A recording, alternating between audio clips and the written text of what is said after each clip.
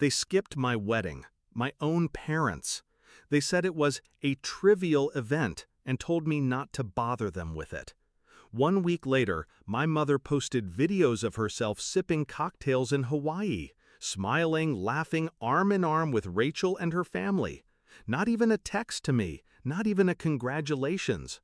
That was the day something inside me shut off. It wasn't always like this. I used to be the dependable one, the son who sent money every month, the one they leaned on when Rachel's husband's business failed, when dad's debts piled up, when mom cried about losing the house. I signed loan guarantees because family comes first. I thought love meant carrying the weight, even if no one ever said thank you. I believed that until the wedding, until I stood at the altar looking at the empty chairs reserved for my parents. The signs had been there. The way my calls always went unanswered unless I was wiring money, the way Rachel's kids got brand new iPads while I lived in a one-bedroom with peeling paint, the way every sacrifice I made disappeared into a black hole of entitlement. But that Hawaii video, that was the knife. They could have come to my wedding.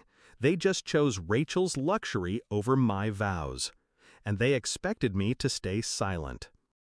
I didn't rage, I didn't beg, I didn't even cry. I went cold. I pulled out the loan documents I had signed, my father's loans, backed by my name. Years of debt that chained me to their irresponsibility. They thought I was trapped, that my silence was permanent. But silence isn't weakness.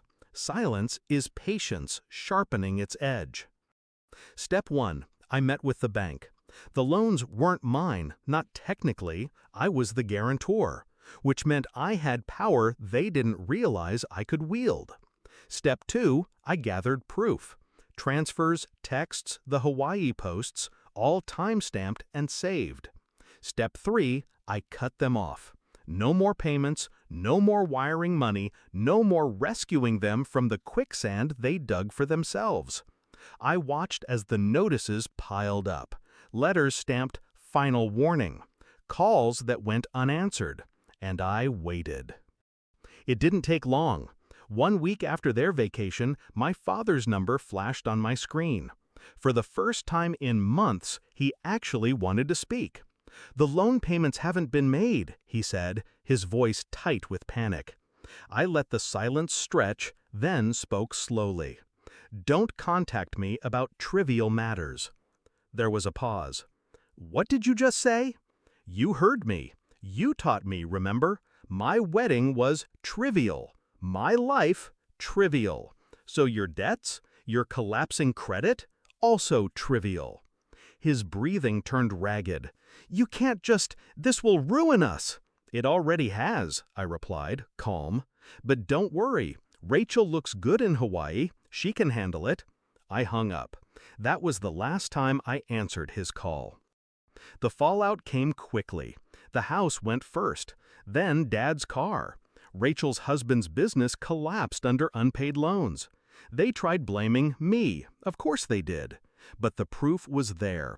Every transfer, every signature, every time I had carried them, they couldn't erase it this time.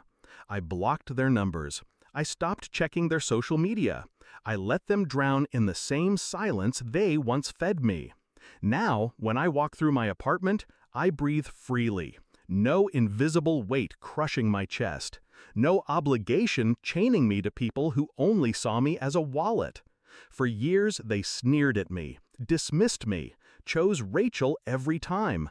But when the walls closed in, it wasn't Rachel who could save them. It was me. And I chose not to.